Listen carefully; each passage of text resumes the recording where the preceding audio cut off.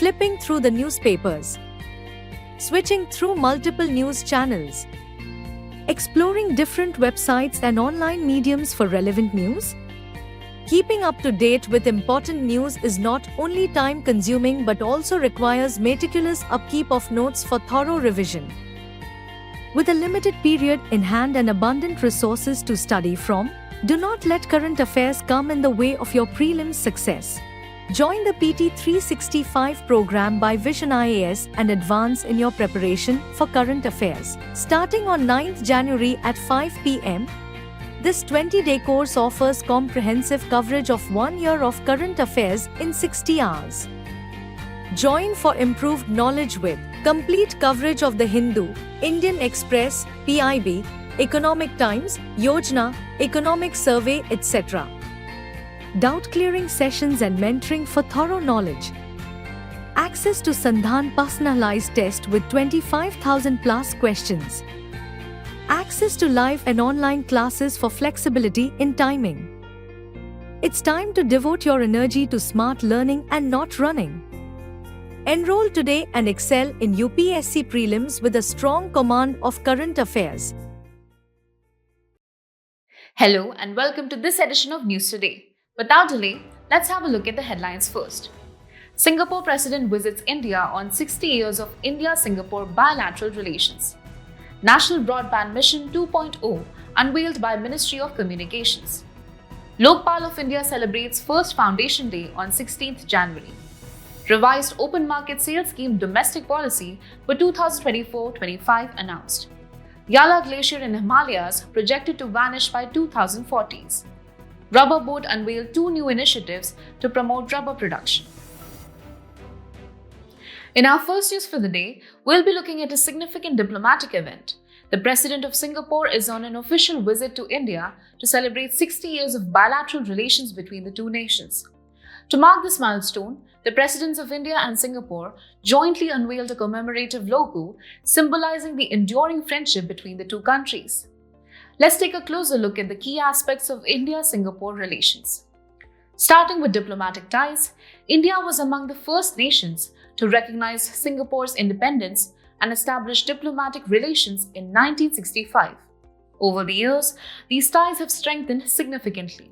The signing of the Comprehensive Economic Cooperation Agreement, or CECA, in 2005 laid the foundation for deeper economic engagement. This relationship was further upgraded to a strategic partnership in 2015 and elevated to a comprehensive strategic partnership in 2024. Moving on to trade, Singapore holds a prominent position as India's 6th largest trade partner in 2023-24, accounting for 3.2% of India's overall trade. Within ASEAN, Singapore is India's largest trade partner, although India remains a net importer in this bilateral trade relationship. When it comes to multilateral cooperation, both nations are active members of key global and regional forums such as East Asia Summit, Commonwealth, India Ocean Rim Association or IORA, and the Indian Ocean Naval Synopsium IONS. Shifting focus to defense cooperation, India and Singapore share strong military ties, exemplified by joint exercises like Exercise Agni Warrior for the Army and Simbex for the Navy. Lastly, the Indian diaspora plays a vital role in this relationship. People of Indian origin constitute 9% of Singapore's population, with Tamil recognized as one of Singapore's 4 official languages. This cultural connection further deepens the bond between the two nations. Singapore also holds significant strategic importance for India across various domains. Its geographical location at the crossroads of the east-west shipping route is one of the most important trade routes in the world. Additionally, Singapore plays a pivotal role in India's Act East policy, supporting India's diplomatic and economic engagement in East Asia. On the defense front, access to the Changi Naval Base provides India with a strategic advantage in countering China's influence in the region. Economically, Singapore is a key player as it emerged as a leading source of foreign direct investment or FDI in India, contributing $11.77 billion in financial year 2023-24. Together, these factors underscore the multifaceted significance of Singapore for India. As India and Singapore celebrate 6 decades of strong diplomatic ties, this visit reaffirms their commitment to fostering cooperation across various domains for mutual growth and prosperity. In a major step towards enhancing telecom accessibility and security across India, the Ministry of Communications has unveiled the National Broadband Mission or NBM 2.0, along with the launch of the Sanchar Sathi mobile app. These initiatives aim to accelerate the digital transformation of the country while ensuring user empowerment and safety. Let's start with the National Broadband Mission 2.0, which builds on the achievements of NBM 1.0. To recap, NBM 1.0 was launched in 2019 as part of the National Digital Communications Policy 2018. Under its framework, the number of telecom towers increased to 8.17 lakh and broadband subscribers grew to 941 million, marking significant progress. Building on this success, NBM 2.0 sets ambitious objectives. It aims to accelerate the growth of digital infrastructure, bridge the digital divide, and provide affordable broadband access to all citizens. Specifically, the mission envisions extending optical fiber cable or OFC connectivity to 2.70 lakh villages by 2030, up from the current coverage of around 50,000 villages with a target of achieving 95% uptime. Additionally, it plans to provide broadband access to 90% of anchor institutions, including schools, primary health centers, Anganwadi centers, and Panchayat offices by 2030. Furthermore, it aims to achieve a minimum fixed broadband download speed of 100 Mbps. It also focuses on facilitating the rollout of 5G networks while preparing for the future introduction of 6G networks. Another key feature is leveraging optical ground wire or OPGW from the power sector to strengthen connectivity, especially during disasters, wars, and emergencies. Now, moving on to the Sanchar Sathi mobile app. This innovative tool has been designed to empower users with critical tools to secure their telecom resources and combat telecom frauds. Among its key features are Chakshu, which allows users to report suspected fraud communications or SFC, and the ability to check all mobile connections registered in their name. India is also implementing several initiatives to enhance telecom accessibility across the country. The Pradhan Mantri Gramin Digital Saksharta Abhiyan or PMG Disha focuses on promoting digital literacy in rural areas. Meanwhile, the PM Vani initiative aims to enhance public Wi-Fi hotspots. Complementing these efforts, the BharatNet project is working towards connecting all Gram Panchayats with optical fiber cable, bridging the digital divide in rural areas. Additionally, the Telecom Technology Development Fund or TTDF supports the development of domestic telecom technologies, fostering innovation and self-reliance in the sector. In conclusion, the National Broadband Mission 2.0 and the Sanchar Sathi mobile app together represent significant step towards achieving a digitally empowered and secure India. Moving on, Lokpal of India marks its first Foundation Day on 16th January. This day commemorates the establishment of the Lokpal in 2014, following the enactment of the Lokpal and Lokayuktas Act 2013. Now, let's delve into the origin and framework of the Lokpal and Lokayuktas. To begin with, the concept of the Lokpal originates from the Administrative Reforms Commission or ARC report of 1966. The Act of 2013 provided Lokpal, Ombudsman at union level and Lokayukta at state level to ensure accountability and curb corruption in public offices. Interestingly, the idea of an ombudsman traces back to 19th century Sweden, where the concept first emerged. Moving forward to the provisions related to Lokpal. The composition and appointment process of the Lokpal is another important aspect to understand. Lokpal members are appointed by the President of India. The body consists of a chairperson who may be the Chief Justice of India, a Supreme Court judge, or an eminent person, along with up to 8 members. Half of these members are required to have a judicial background, while the remaining half must be from SC, ST, OBC, or minorities or women categories. Continuing with the selection process, it is carried out by a committee comprising the Prime Minister as chairman, the Lok Sabha Speaker, the Leader of the Opposition, the Chief Justice of India, or a Supreme Court judge, and an eminent jurist. Members serve a tenure of 5 years or until they reach the age of 70 years, whichever is earlier. When it comes to jurisdiction, the Lokpal's authority extends to a wide range of individuals, including the Prime Minister with certain safeguards, ministers, members of parliament, Group A, B, C, or D officers, and officials of central government funded entities. It is tasked with investigating corruption complaints, including those referred by the Central Vigilance Commission or CVC or whistleblowers. Furthermore, the Lokpal has the power to establish its own prosecution wing to pursue cases. In addition to this, strict timelines have been set for handling cases. For instance, preliminary inquiries must be completed within 90 days, while investigations are expected to conclude within 6 months, with extensions allowed in exceptional cases. However, despite its comprehensive framework, the Lokpal faces several challenges. One major issue is the 7-year limit, which excludes complaints older than 7 years. Additionally, delayed appointments have hindered its functioning. Another concern is the rejection of nearly 90% of complaints over the past 5 years due to incorrect formats. India's anti-corruption framework is a comprehensive system that incorporates several key legislative and institutional measures.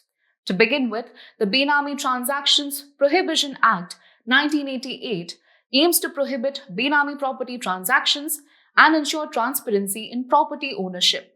Moving forward, the Central Vigilance Commission or CVC serves as the apex vigilance institution to oversee corruption-related matters. Alongside this, the Central Bureau of Investigation or CBI plays a crucial role in investigating corruption and other high-profile cases. Additionally, the Whistleblowers Protection Act 2014 is designed to safeguard individuals who expose corruption, ensuring their protection. Furthermore, the Prevention of Corruption Act 1988 criminalizes corruption in public offices, reinforcing accountability. Lastly, the Right to Information Act 2005 empowers citizens to access information, promoting transparency in governance. And as we celebrate this Foundation Day, it is crucial to recognize the Lokpal's contributions while addressing these challenges to strengthen its role in combating corruption. Moving on, the Ministry of Consumer Affairs, Food and Public Distribution has announced a revised open market sales scheme domestic policy for the year 2024-25. The new policy aims to enhance food security and boost ethanol production in the country. Under the revised policy, the rice reserve price has been set at 2,250 rupees per quintal for sale to state governments, corporations and community kitchens without the need for e-auctions. Additionally, the reserve price for rice sold to ethanol distilleries has been slashed by 550 rupees, also set at 2,250 rupees per quintal to support ethanol production. Now, let's take a closer look at the open market sales scheme domestic. This scheme allows the Food Corporation of India or FCI to sell surplus food grains such as wheat and rice from the central pool in the open market through e-auctions at predetermined prices. The main aim of the scheme is to control market prices and curb inflation. The eligibility for participation in the e-auction includes processors, atta chakki, and flour millers of wheat products. However, traders and bulk buyers are not allowed to participate through e-auction. States are also allowed to procure food grains without participating in the auctions. The Food Corporation of India or FCI plays a vital role in the implementation of the scheme. It is a statutory body established under the Food Corporations Act of 1964. The FCI operates under the Ministry of Consumer Affairs, Food and Public Distribution with key objectives including effective price support operations to safeguard farmers' interest, the distribution of food grains for the public distribution system, and maintaining adequate operational and buffer stocks to ensure national food security. In conclusion, the revised open market sales scheme aims to strengthen food security and support ethanol production, benefiting both consumers and the agricultural sector. In a concerning development, the Yala Glacier in Nepal is projected to vanish by the 2040s. Between 1974 and 2021, the glacier retreated by 680 meters and witnessed a significant reduction in area by 36%. Notably, the Yala Glacier is the only glacier in the entire Himalayas to be included in the Global Glacier Casualty List or GGCL. This list highlights the accelerating impact of climate change on Himalayan glaciers and the cryosphere. The cryosphere refers to the frozen part of the Earth, including snow, ice, and frozen ground. The GGCL project was announced in 2024 by Rice University, the University of Iceland, the Iceland Glaciological Society, and the World Glacier Monitoring Service and UNESCO. Now, let's understand what glacier retreat is. Glacier retreat is a process by which glaciers shrink in size and mass due to melting, evaporation, and other causes. Several glaciers have already been lost, including the Pico Humboldt Glacier in Venezuela in 2024 and the Sarine Glacier in France in 2023. The Dagu Glacier in China is expected to disappear by 2030. The impact of melting glaciers is far-reaching. Glaciers and ice sheets hold approximately 70% of the world's fresh water, which is essential for ecosystems and human life. For instance, around 240 million people in the Hindu Kush Himalaya rely on the cryosphere for survival. Additionally, rapid glacier melting increases the risk of glacial lake outburst floods or GLOFs. These unstable glacial lakes can breach, causing catastrophic floods. Moreover, the melting of glacier reduces the Earth's reflectability or albedo, which in turn absorbs more heat and accelerates global warming. To address these challenges, several initiatives have been launched globally and in India. On the global front, the United Nations has designated 2025 as the International Year of Glaciers Preservation, and March 21 will be observed annually as World Day for Glaciers.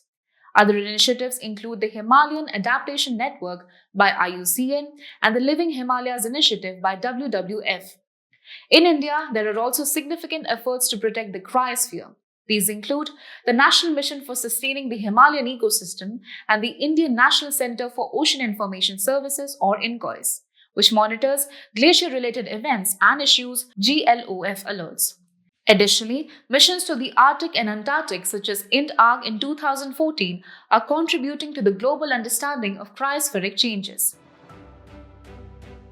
In a significant move to promote rubber production in India, the Rubber Board has unveiled two new initiatives. These initiatives, ISNR and INR Connect, were launched during the Platinum Jubilee celebrations of the Rubber Act 1947. The Rubber Act of 1947 led to the establishment of the Rubber Board, which operates under the Ministry of Commerce and Industry, ensuring the overall development of the rubber industry in the country. Now, let's take a closer look at these initiatives. The first initiative is ISNR, which stands for Indian Sustainable Natural Rubber. This initiative aims to align India's rubber production with the stringent European Union Deforestation Regulations or EUDR standards. A key feature of ISNR is its traceability certification, which guarantees the origin of the rubber and certifies its sustainability. The second initiative is INR Connect, a web-based platform designed to connect growers of untapped rubber holdings with interested adopters to maximize plantation productivity across the country. Moving on to the status of India's rubber sector, India is the third largest producer and the fourth largest consumer of natural rubber globally. Thailand leads the world in rubber production, followed by Indonesia. In India, Kerala stands out as the top producing state, contributing over 90% of the country's natural rubber. Other states such as Tamil Nadu, Karnataka, Tripura, Assam, and Meghalaya also contribute to rubber production. However, India's rubber sector faces key challenges. Around 20 to 25% of the country's rubber plantations remain untapped, and issues like climatic variations, including torrential rains, and concerns about the implementation of the EUDR continue to affect the industry. Now, let's talk about the rubber crop itself. The rubber tree Hevea brasiliensis is native to the Amazon River basin and was introduced to tropical Asia and Africa by the British.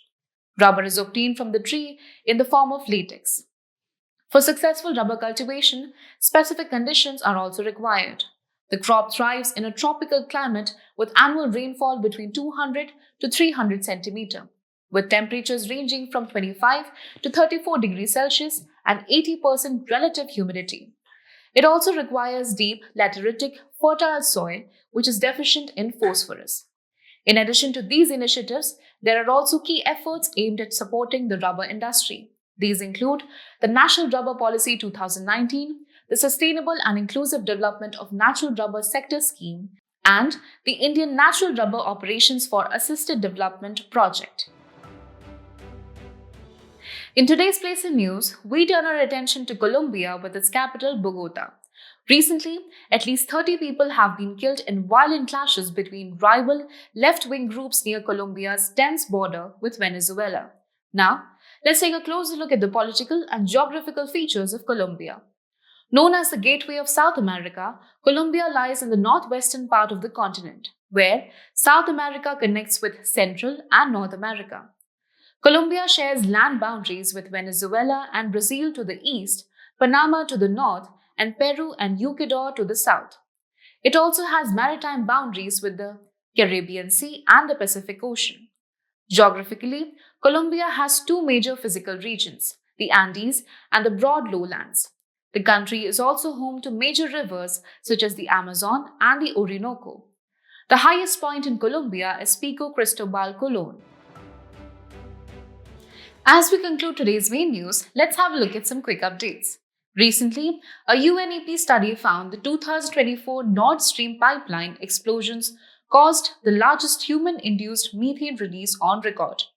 Nord Stream is a major natural gas pipeline running under the Baltic Sea from Russia to Germany.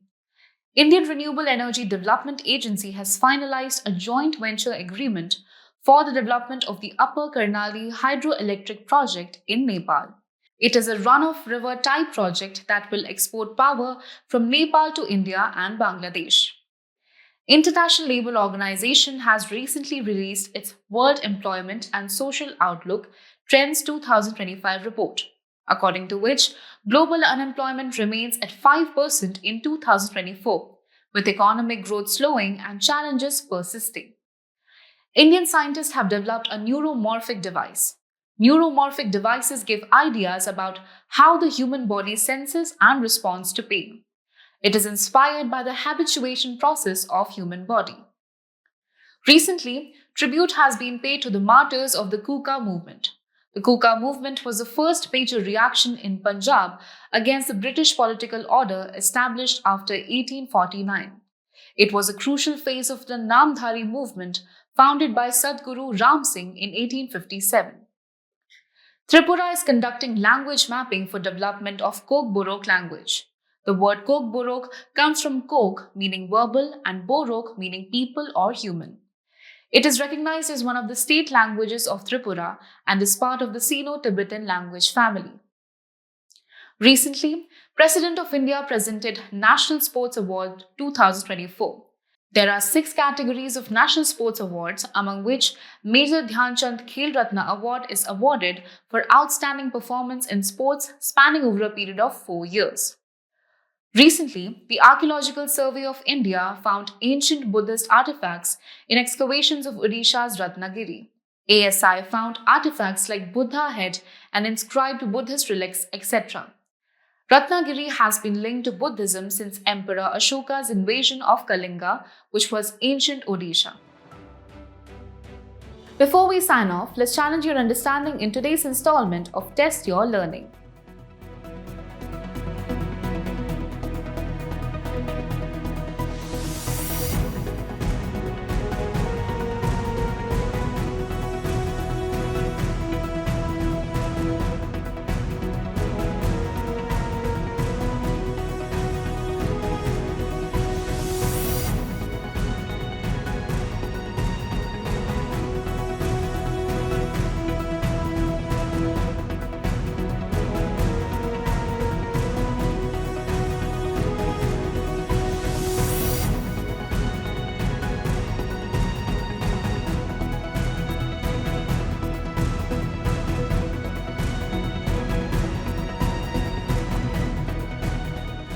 Thank you for joining us. We hope you found this episode of News Today engaging. For the solutions to the quiz and to access the PDF version of News Today, remember to visit the provided links in the description.